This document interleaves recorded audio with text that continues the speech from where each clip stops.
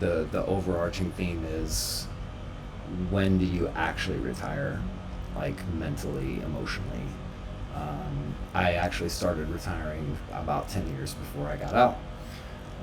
It was right after uh, a major loss. My father passed away at like 61 years old, and then shortly after that, a divorce ensued, and so then my kids and my ex-wife went back to Germany, where she's from. She had physical custody, so I would go and make the trips back and forth. But really, at that point was when everything started to kind of circulate in my head, like rethinking everything, reevaluating everything, trying to figure out what was going on. I'm not saying that you should have something like that, God forbid, happen to you, any of those things, or anticipate or plan to have something like that happen to you in order to be the catalyst for you to start thinking that way. But if you're in the military, if you're on active duty, or you're a TPU reservist, or an M-Day Guard member, or of whatever service, it's something that you want to contemplate, because it is something that's going to be inevitable. You're going to come to a point where you stop being on active duty, or you stop serving the government in a military role. And this could also apply to DA civilians, mil techs, like anybody in any category, and also even in the civilian sector, in the corporate world, right? We all come to that inevitable point in our career where we stop working, or we stop working for that particular company or that particular organization. So this is something that I think a lot of people don't really spend a lot of time thinking about, is these inevitabilities that we're going to face. And that mentally, just at least mentally preparing yourself for them. So here's a few things that I kind of scribbled down, and some of the thought process that I had. The starting point would be, what was your life right now? What does it look like? What position are you in right now in your life? And say in 5 or 10 or 15 years, when you get ready to transition out of the military, or transition off of active duty, what does that expected life look like after that point? So the things you're thinking about is like your house, your kids, your cars, your RVs, all that stuff, and also keeping in mind that if you do go to full retirement, that your paycheck eventually cuts in half, essentially, right? If you hit the 20-year active service, or longer, depending on how many years you do, it's essentially going to be 50% as a baseline. So I would actually use that as a legitimate baseline, because retirement does start at 20 years of active federal service. I know people that go to 30 and do the whole nine. I wasn't one of those people. I did 25 total, but only 20 active service. So, and there was a reason, right? There was a definitely a clear-cut reason why. I wanted my time back, and that was the thing that I sat down when I evaluated, and I looked and I said, what's the most valuable thing that I look forward to, or that I possess? And really, out of all the things, like, your time is pretty much the only non-renewable resource, and I may have mentioned it in other videos, but time is the non-renewable resource that you just can't get it back, right? You only have a certain amount of time. You've got 168 hours in a week. You've got a rough lifespan of about 80 years. And if you really want to put that into perspective, and put your life into perspective, there's a great blog by a guy named Tim Urban, and it's the Wait But Why blog. And there's a blog on there that talks about life expectancy, and it puts it in terms of Super Bowls, or Christmases, or birthday parties, right? If you think about your time span being in terms of birthday parties, you only have roughly 80. Depends, give or take, right?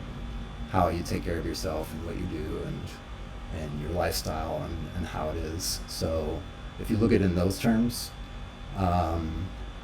when you get to retirement age, if you started off really early, like 17, 18 years old, and you retire at 37, 38 years old, that's almost 50% of your Super Bowls out the window, right? So that leaves you with about 40 more Super Bowls left before you actually come to the inevitable moment in life where you no longer live, to put it bluntly. So it's really kind of quantifying things in that manner, and looking at where you are now and looking at where you expect to be when you retire. And for me, it was a matter of taking a more minimalist approach, figuring out what I had, the possessions that I had, the stuff that I had around me, the people that I had around me, like, and putting them in a value order where which one is the most important, right? And then slowly whittling down from there as far as expenses and emotional considerations with friends and family and relationships and things like that, like putting those things in a chronological order so that I can figure out what's the most important. Of course, the obvious ones boil to the top, like your mom, your brother, your sister, your dad, your uncles and aunts, your wife, your husband, your children, your grandchildren. Like those things obviously boil to the top. But then there's tertiary levels under that, right? So your friends, your close friends, your not so close friends, your Facebook friends, where you spend your time on the weekends and in your free time, those kind of things are the things that you really want to kind of take into consideration and figure out, like, how do I quantify these? How do I put these in a order of merit where I understand which one's the most important ones, and then what ones under that are more important, and then so on and so forth down the chain, until you come to the conclusion where you start to figure out, like, what or how do I minimize the least important things so that I can buy back some of my time with the most important things, right? That's the equation, right? It's chronologically listing mentally on paper, however you want to do it, and figuring out what's the most important, and then what are the least important things, and what amount of time are you giving to the most important things versus the least important things, and then trying to kind of whittle that list down a little bit. It's not necessarily cutting things out of your life, but literally just putting things in a logical order of merit that makes sense, and then maximizing your time with the things that are most important. So that's the time feature of it. The financial feature of it is, where do you spend your money? Where do you spend your cash? There's a couple places you can look online where you can literally figure out, like, all of my subscriptions for Netflix and YouTube and HBO Go and Amazon Prime and all these different subscription things that we have, because our lives are wrapped around a lot of different subscriptions where we pay $2, $5, $10, $20 a month for certain products that we use and certain services that we use. And if you add those things up cumulatively, you start to see, like, hey, I'm spending X amount of dollars on this, and do I even use it, or do I even watch it, or do I even participate in the service? And there's ways that you can go and kind of track those things and figure them out and start to cut those out slowly, right? So it's not regressing to zero, but it's really regressing to the most important things that mean something to you, and the things that don't, then you just kind of, like, slowly whittle them out of your life. It's almost like going through your email. Like, everybody's probably got this problem, and I can't be the only one.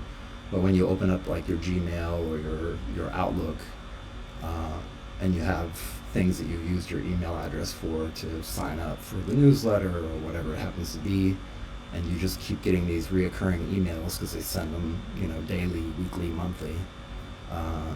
At what point do you stop one day while you're looking through your email and just focus for about 10 or 20 minutes and unsubscribe to the things that are completely unimportant to you now? They may have been really important to you when you signed up for them, but now they're not so important, not so relevant. but you're still getting those mental cues every time the email pops into your inbox, right? That's a time suck, and it's also um, it takes some of your cognitive like power to scroll past those or just click them and delete them. I mean, there's one side of it that's very satisfying when you go through and you delete a bunch of stuff out of your inbox. It's very ephemeral. But the other side of it is the mental burden and the mental power that you spend doing those kind of things, and how can you get rid of those and eliminate those out of your life.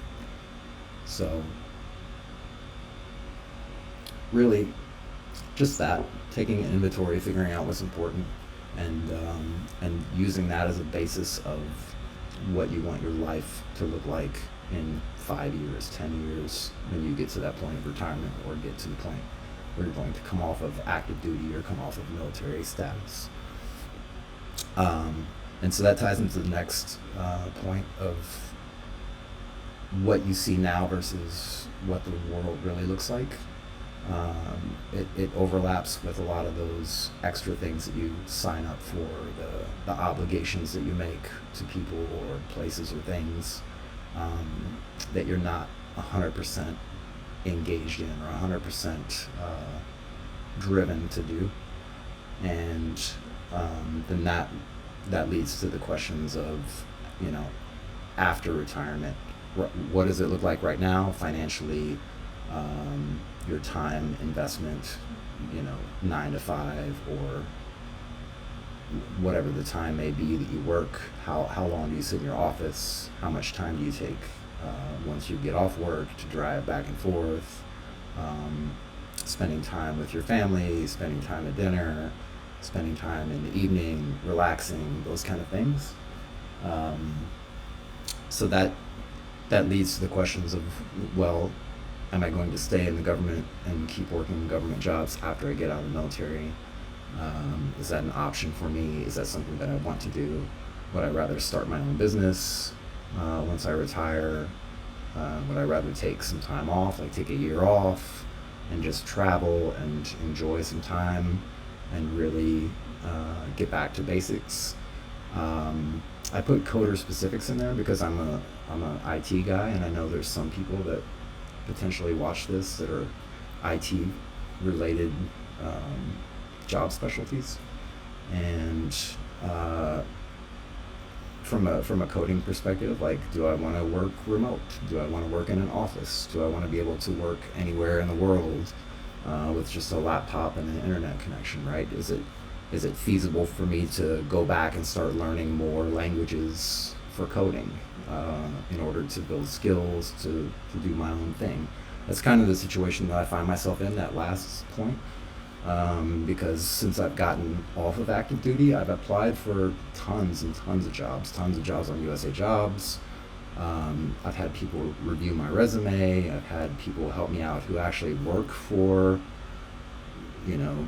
maybe not USA Jobs specifically, but they work for hiring agencies, and they review resumes, and they do all these hiring processes, and they've reviewed my stuff, and I've literally gotten maybe one response back or two responses back that say, yeah, we're considering you for the job. But as we all know, the reality of it is, it's very, there's a specific way to get into a government job, and I don't say that lightly. I mean, I know there's boundaries set in there for a reason, and they have screening processes for a reason, but we all know the deal. Like, we all know there's certain ways to get into government jobs. Certain government jobs are posted, and they're posted because they have to be posted, and then pulled down after the fact, and then they hire internally. Like, there's different things that go on, and I'm not saying it's good or bad or the other. It's not. It's completely irrelevant, but that's the reality of it, right?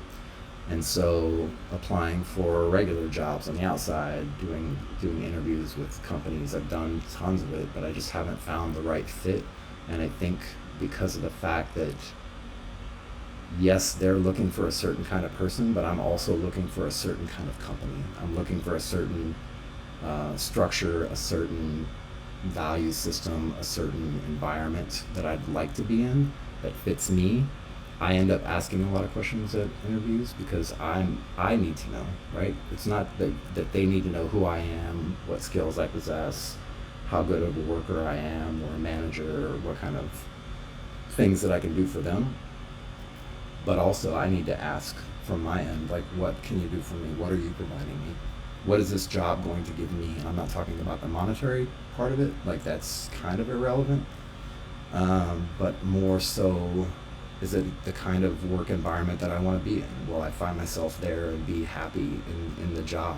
Will I get in the job and then 6 months later feel like I need to quit? Will I be the kind of person that goes to work from Monday to Friday and complains up until Friday evening and is overly thrilled because it's the weekend and I don't have to work? That's the kind of jobs I kind of want to avoid.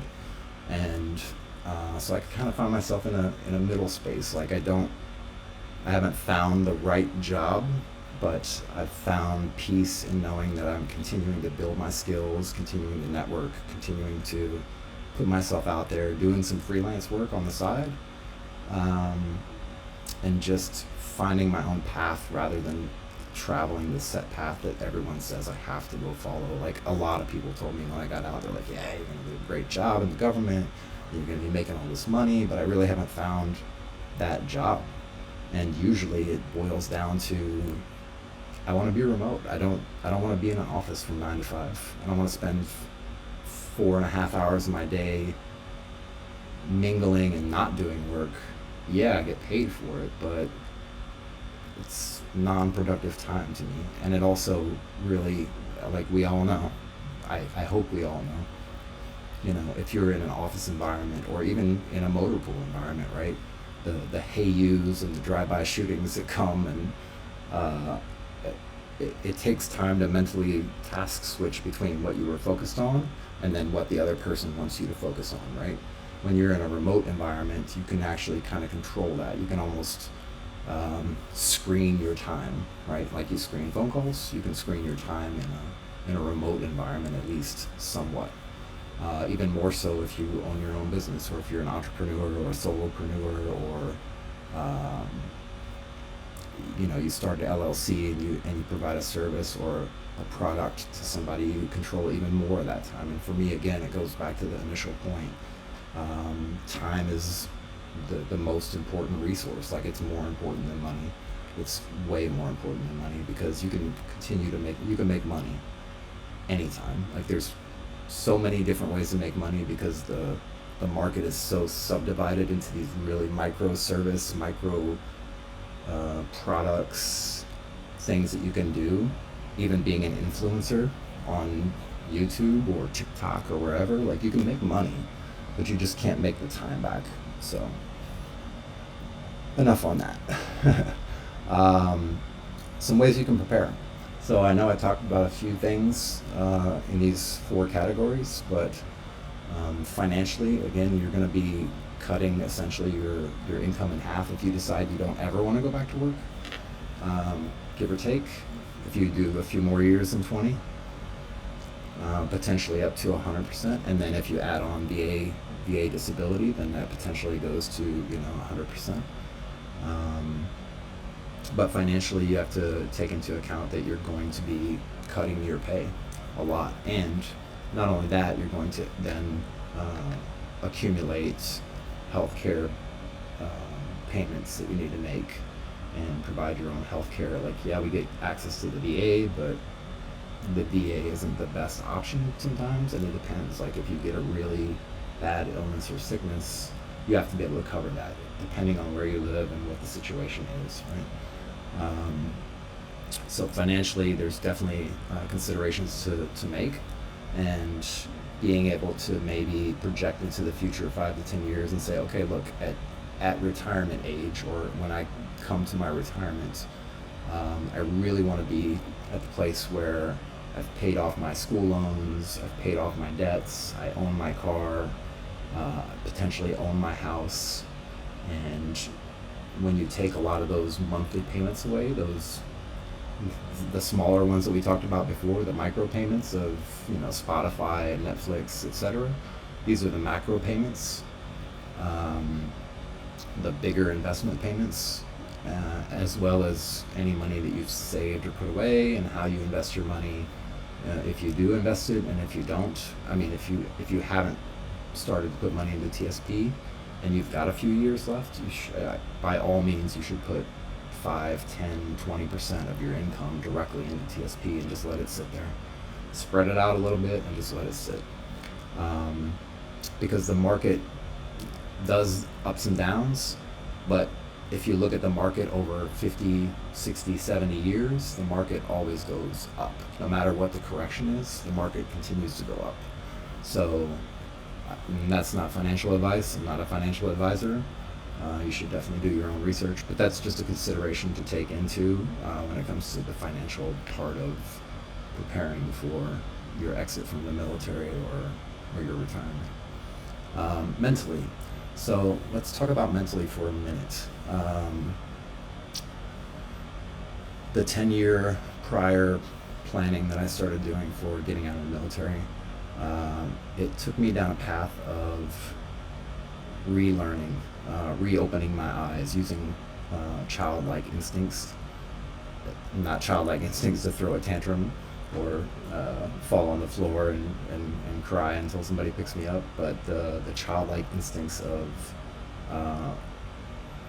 looking at the world in a different way and going back and trying to extract out of, whether it was books, documentaries, films, music, whatever it was, trying to feel and understand and process what a proper mental state is and how much it influences my daily life, my decisions, my relationships, my way of thinking. Again, I said I spent the better part of the last 10 or so years physically disconnected from my children, and luckily enough for me, the internet and FaceTime and Google Hangouts and WhatsApp and those things were available, and it really kind of closed that distance gap. It still wasn't able to be there in person all the time, and you only get so much leave every year, and it's really difficult to get out of the country on leave because you have to do a mountain of paperwork to do that. But yeah, just trying to unpack some of those mental habits and ideas. I do have one thing I want to share, and that would be not my website, not the YouTube channel, although it's there, and hopefully there'll be more videos coming soon and more frequent. We'll see what happens. But 2 books that I actually want to share that have really kind of reshaped and changed my life. I mean, there's a ton of books that have kind of changed the ideas of how I think and what I think, but really this particular book is,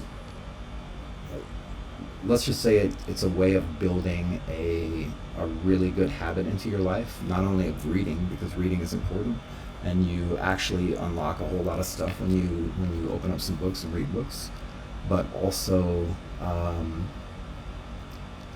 getting some daily reminders, right? So this book is called The Daily Stoic. It's by Ryan Holiday, best-selling author, New York Times bestseller list. But aside from that, he's a really interesting guy, and the way he chose to deliver these kind of like daily reminders through Stoicism is very interesting, because it digs into philosophy from 2,000 years ago, from the Roman Empire, the Greek Empire, and a lot of people are like, yeah, that doesn't really interest me. I'm like, yeah, but you start to understand that we're not in a vacuum in the year 2022. Like, the same stuff that we deal with every day, the same people that we deal with every day, the same distractions and frustrations that we deal with every day, the same financial issues that we deal with every day, the same pandemics that we deal with nowadays, they happened then. and they dealt with them in a very, very similar way back then. It wasn't anything different. It was just they didn't have the technology, and they didn't have all these crazy distractions like we do today with cell phones and Facebook and social media and all that. But they did have similar issues that they dealt with, and they had different ways of dealing with them that are very similar to how we deal with them today. But they take it from a stance of actually being able to sit down and walk through it and figure out the core issues or problems or solutions to those daily things that you deal with in life. And so this book really opened up a lot for me, and I'm probably about 6 or 7 times through the book. I continually read it every single day. The one thing that I do realize is that even though I've read the book 6 or 7 times all the way through, there'll be days where I don't get a chance to read it early in the morning. It's the first thing on my list as soon as I wake up. It's some kind of caffeine, and sit down and I read the page of the day from this book, and it really just sets the tone for my day, and it sets the mental state for my day, because I know the days that I haven't been able to read it and then I go back and read it in the evenings, what I come to realize is that for whatever reason, whatever's in the book on that page on that particular day is something that could have really, really helped me out in a situation that I confronted that day. And I probably could handle the situation a lot better if I would have had that thought in my mind before I started my day. I don't know if that makes sense, but that's what it is for me. Like, the days that I miss it are the days where I'm like, Jesus, why? If I would have read this in the morning, it would have solved X, Y, and Z this afternoon when I had this conflict with, Sally or whoever it is. So, or conflict with myself, right? So I highly, highly, highly recommend this book. And as a matter of fact, I'll do this. If you've made it in the video this far, which is probably pretty long so far, I don't even know what the 29 minutes, we're 30 minutes in. We'll make this an hour, and feel free to skip around if you want, it's fine. It doesn't bother me one bit. You're not going to hurt my feelings. If you want to, it's completely up to you. No questions asked. You don't have to give me anything. I don't want anything. I don't need you to sign up for a newsletter or do anything silly like that. But if you leave a comment down below in the comments section below, and just let me know, like, a quick little blurb of, a really honest feedback about the video overall. And if you would like a copy of this book, I'll send out a link to the Kindle book for the first 10 comments that I see in the list, that are saying, hey, yeah, I would really love a copy of this book, and just let me know, and I'll figure out, like, you can probably not drop your email address in there, but I'll try to reach out to you, and I'll send you a copy of the book.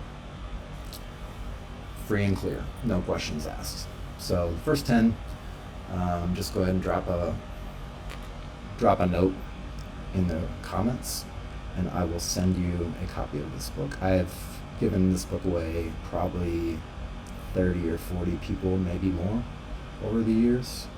I usually always have a copy of it sitting in my backpack, and whenever I'm out traveling or traveling around the world or whatever, and I bump into somebody and we have a conversation, this is the book that I pull out of my backpack, and I'm like, you know what, here you go, and I give them a copy of the book. I've left it at USOs, so it's probably more like 100 books, probably somewhere around there. I've given away a lot of copies of this book, electronically, paperback copies, hardback copies, left them in airports, left them in USOs. It's really that important of a book. And I think if you spend the 5 or so minutes in the morning just taking a look at the daily page, it'll really start to reshape how you think about the world around you and how you formulate solutions to problems, and how you navigate the world. So definitely want to check out. No plug from Ryan Holiday. He's not sponsoring me. Uh, I wish he was. It'd be great. I mean, as many books as I've given out of his, but um, yeah, no. So that's free and clear, and it's a great, amazing book. And you see the price is pretty reasonable. But if you drop a comment, then you'll get a free copy of it. The first 10 people. The second book I will talk about, and I'll preface it by saying I found the author through a book called The 48 Laws of Power. If anybody's read it or heard about it, it's by Robert Greene, and he's written a few other books. The 50th Law, I think that was a book with 50 Cent. He collaborated with 50 Cent to do that book. But he's written a few books, and he just came out with this one just this last year, and it's called The Daily Laws. And it's an everyday meditation on something in life, and just a quick little 5-minute read or whatever. I think maybe a couple of them are a little bit longer than that, but on average it's about 5 minutes. So what I do is I read the Daily Stoic, then I read this one, and that pretty much is what I use to set my day up. I can give you the bonus book that I've been reading lately, if you like. Maybe I could do a shorter video on that just by itself, or I could do a short video on some really, really good books if anybody's interested. I have quite a collection of books, and I do a whole lot of reading. I've read hundreds of books over the last few years. I've just really been diving into a lot of different things, a lot of different topics, discussions, different genres of books, mostly like science, psychology, brain stuff, some books about cars. Of course, if you've seen one of my videos, you know I'm a car nut. But yeah, these two books right here, again, it's 5 minutes a piece. I just sit down in the morning with my coffee or whatever. I read it quietly, usually outside. I don't care if it's like 30 below outside. I go outside with a t-shirt on and get some cold therapy along with my book therapy and my caffeine therapy all in one nice little bundle. And then I run back inside and grab my sweater and bundle back up and warm up a little bit. But yeah, these two books are completely amazing. This is my first time reading through this book, so but it's a lot of excerpts from his talks, a lot of information from some of his other books that are really, really thick. The 48 Laws I have sitting right back there, it's about that thick, and it's pretty dense if you want to sit down and read that book. But these are just little bite-sized pieces that you can just take, one day at a time. Take them slowly. And I've been reading the Daily Stoic for years, over and over and over and over. You would think like, yeah, you read it once and you know everything that's in it. No, I like the reminders, because as humans we just forget things, right? I mean, we forget to turn off the stove, we forget to pick up our kids, we forget stuff all the time. We're not hardwired to remember stuff long term, right? So it helps to have those little reminders and those little nudges along the way. And why not do it in the form of 5-minute meditation, reading a couple pages in a book, right? Even if you don't like to read, I don't think there's anybody out there that can really dispute the fact that 5 minutes really is not that big of a deal. And on the flip side of that, if you don't have 5 minutes out of the 168 hours of your week, then maybe there's a bigger problem. Don't know. So anyway, that's that. 2 books. Again, if you want to know about some more books, or you want a little deep dive into some books and resources that I use or I've used over the years that have helped me out tremendously, just drop a link and I will get those into you. You know what I see? I see I haven't shown you the books. Awesome. Sorry, I'm trying out a new piece of software to record videos, so let me try this. Fade that in. All right. Woo woo. It works. Amazing. So let me take a coffee break. All right. So this is the Daily Stoic, Ryan Holiday, and then The Daily Laws by Robert Greene. Both of those books. All right. Enough of that. Let's fade this back in real quick. New technology, always something new, but this is great and it's free. And if you want to know what I'm using, not to go nerding out real quick, but it's called OSB Studio. It's completely 100% free. It's a full-fledged recording studio. It's open source, and yeah, it costs $0. So we'll see what this video turns out to be, minus my human monkey fingers not being able to push the right buttons. But yeah, we'll see what it does and see how it turns out on YouTube. All right, so emotionally, again, a lot of the stuff that I've picked up has been through reading, and some of the stuff that I've picked up has been through actually going to therapy voluntarily.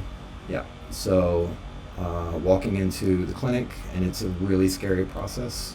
And I know a lot of people say, yeah, I don't need it, and I'm good, and I'm happy, and I have a great life, and blah, blah, blah. But you know what? We all have problems, every single one of us. There's not one person on the planet who doesn't have problems, doesn't have issues, doesn't have some kind of childhood trauma that they're dealing with. Like, every single person is dealing with something at some given point in time, whether it's the loss of a loved one, the loss of a parent, a breakup with a girlfriend or a boyfriend, getting money stolen from your account because of identity theft, like whatever it happens to be, we're all dealing with something. Everybody has a flat tire now and again. That's all I'm saying. So I decided, and it was after a few years of reading and doing some research myself and some self-discovery, and I decided, you know what, I think it's time to just go visit a professional and just see what they have to say. So I spent about a year with a therapist up in New England. That was on base, totally free. Just go check in. Again, it's a scary idea because it's really not socially acceptable yet. It's getting there, but mental health is really still a kind of a taboo thing. I mean, it's starting to be better, but it's not to the point where it should be, because I think, in all honesty, I think every single person at some point in their life should visit a therapist, and not just one time, but for an extended amount of time. Like, treat it like you would health checkups for your physical health, right? Or dental checkups for your teeth, or eye exams for your eyes. Like, all these things are organic pieces of your being, and your brain and your soul, to some extent, is an organic piece of your being as well. And it's probably more important to keep track of that almost than it is to keep track of your physical health. I'm not saying it's better or it's definitely an important and integral piece of who you are as a whole human being. So yeah, I did about a year with a therapist up in New England. I had some really good insights. Again, went in with childlike eyes and an open mind, which is really important in a lot of things. If you want to expand your mind and expand your horizons of who you are as a person, one of the key things is just to be open-minded.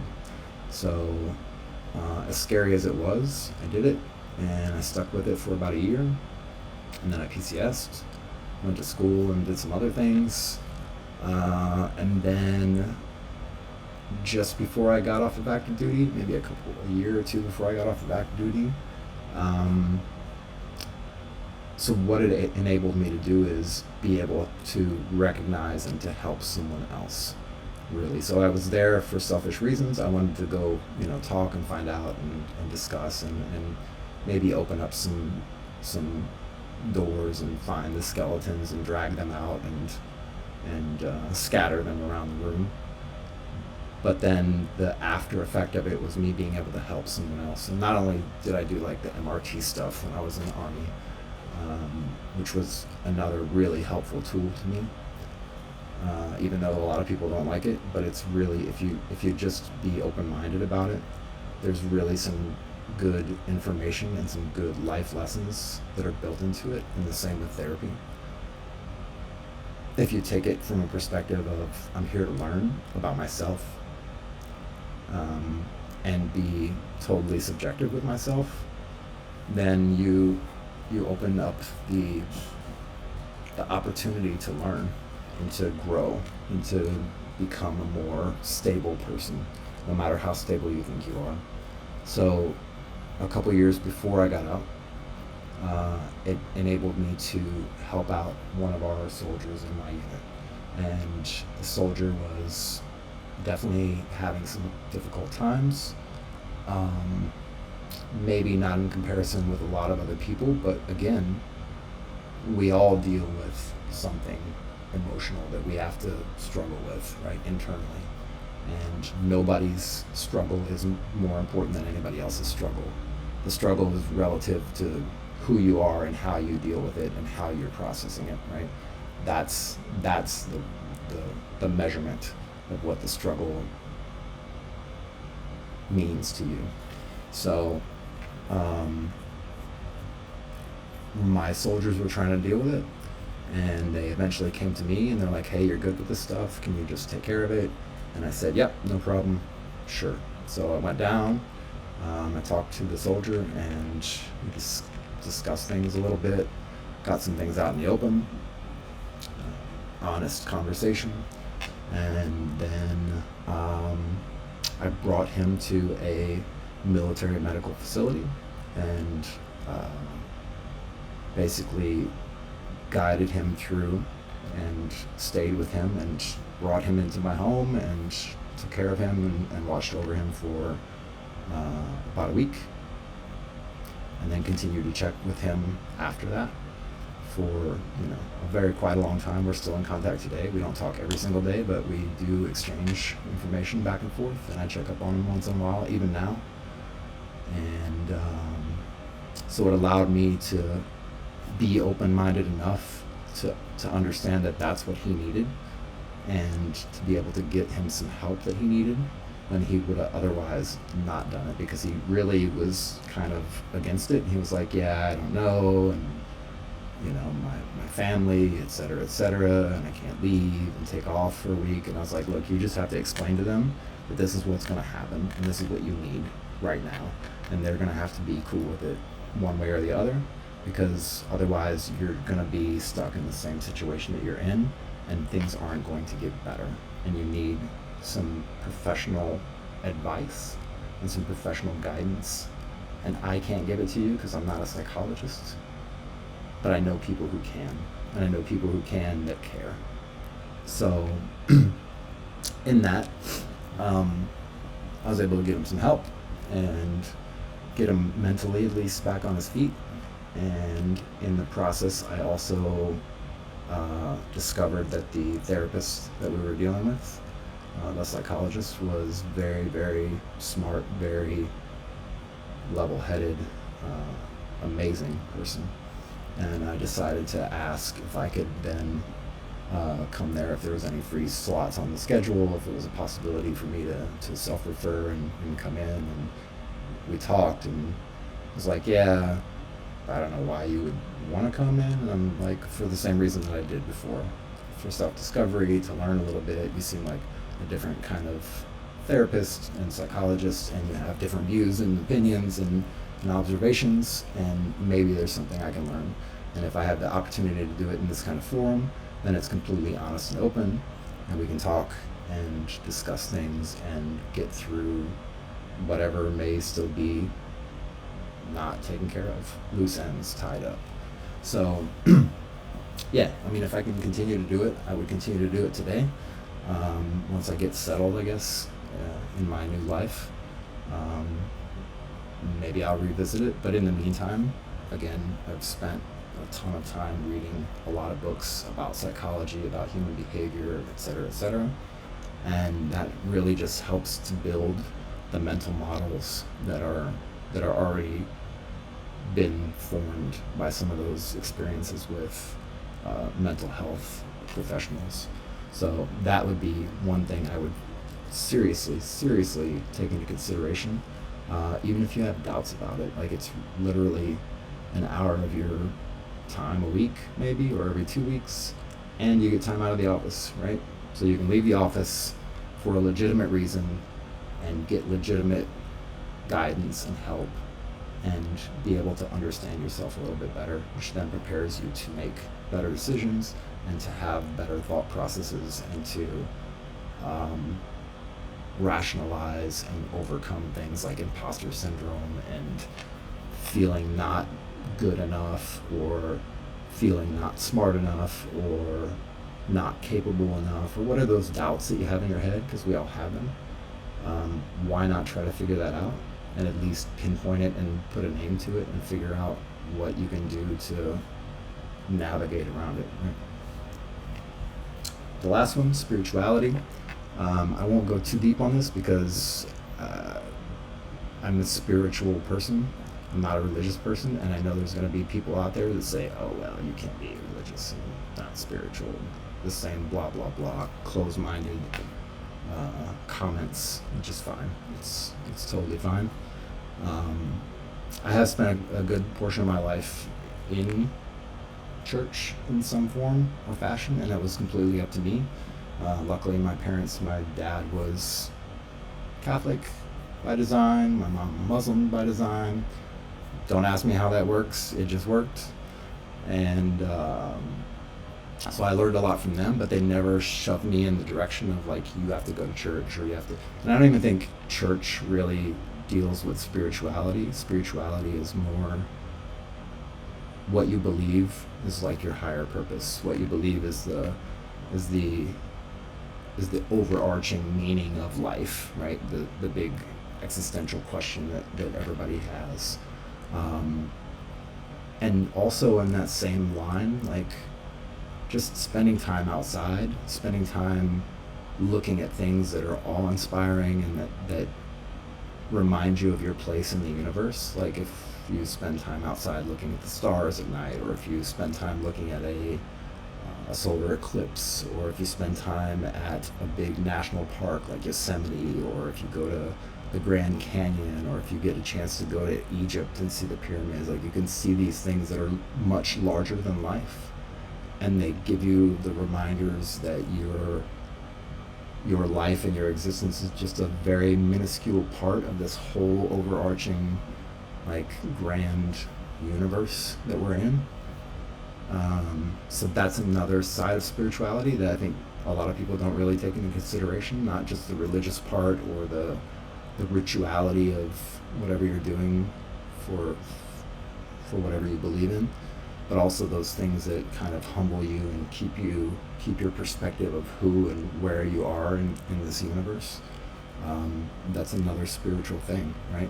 And it really, when you get that understanding, then you can understand better how important it is to interact with people, to be kind, to be humble, to be genuine with people, to be honest with people. Really, that's the spirituality that I'm kind of talking about. So. All right, almost done. If you could do anything you want, what would it be? This is a great question. This is a question that I've actually asked my ex-wife, and I've mentioned it to a lot of people that I know that are maybe like stay-at-home mom or stay-at-home dad, the caregiver in the relationship, as far as taking care of the house and the kids and the dogs and cats. And they maybe want to jump out and venture out into a job, and they think, oh yeah, well, I trained as a nurse, or I trained as a carpenter, or I trained as an IT person. just because you trained or went to school to do something doesn't mean you necessarily have to continue doing that thing, especially if you feel like you're not one of the high achievers in that field, right? So if you had the option, and as a retiree, you most certainly do have the option, right? You definitely do if you come off of active duty, even not retiring, but you have even more of an opportunity like that where you could potentially go and do anything you want to do, right? And it's literally anything. Like if you want to be a golf caddy at the Masters, like you can literally just go do that. It may or may not pay, but then again, it goes back to the original thought process that we had at the beginning, where what's more important, money or time, right? So again, for retirees, it's probably a little bit more feasible to do this kind of like mental process and mental thought experiment, but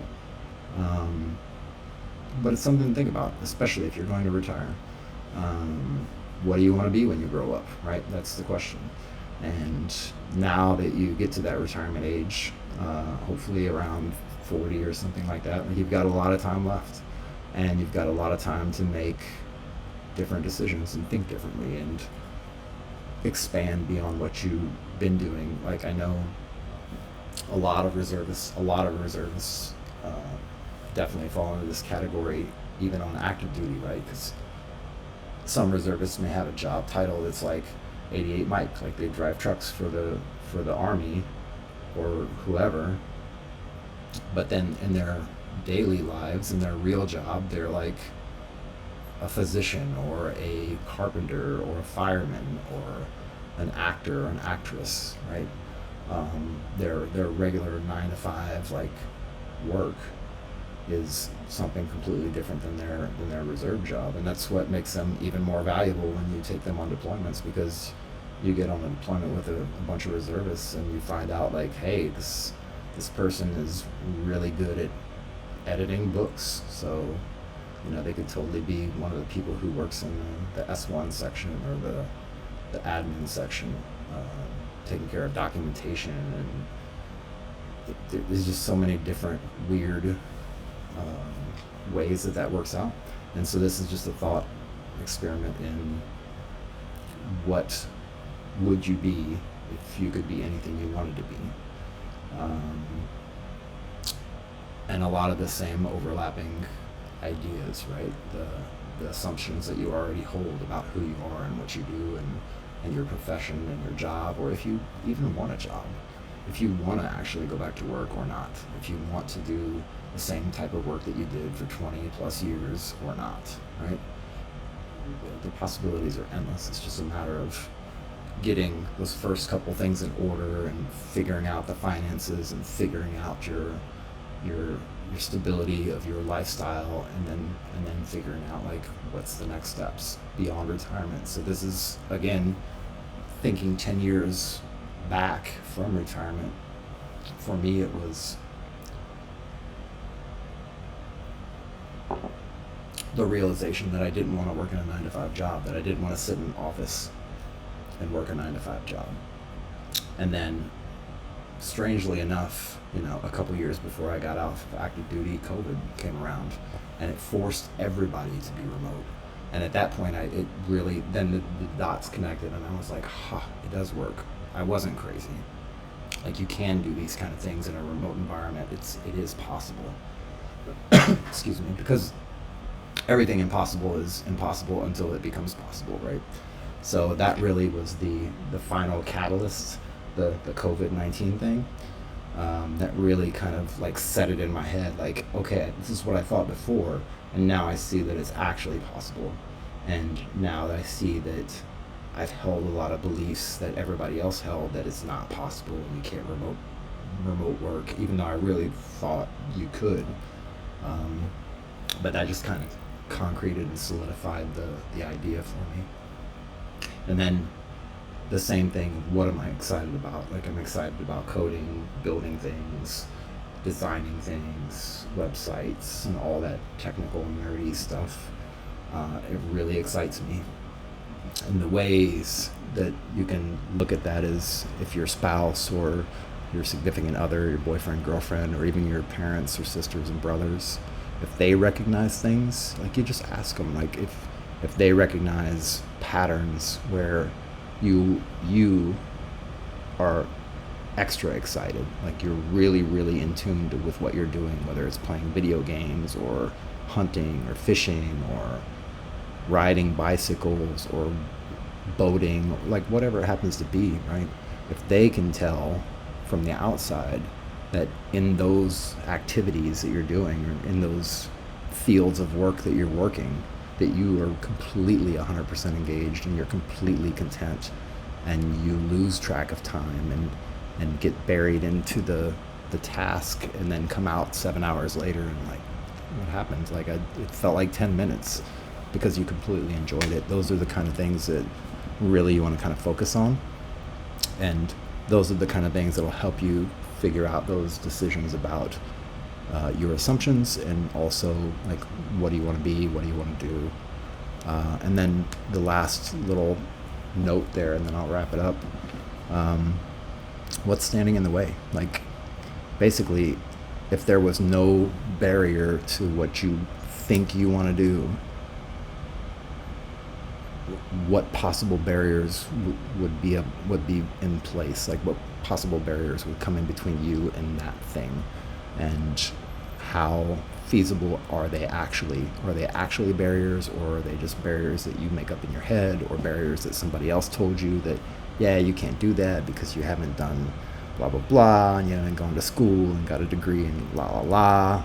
Like, unless you're trying to be a doctor or a lawyer, it doesn't require a degree, honestly. Like, there's a program called SkillBridge, and it's kind of funny that I put this at the end of the video, but it's cool,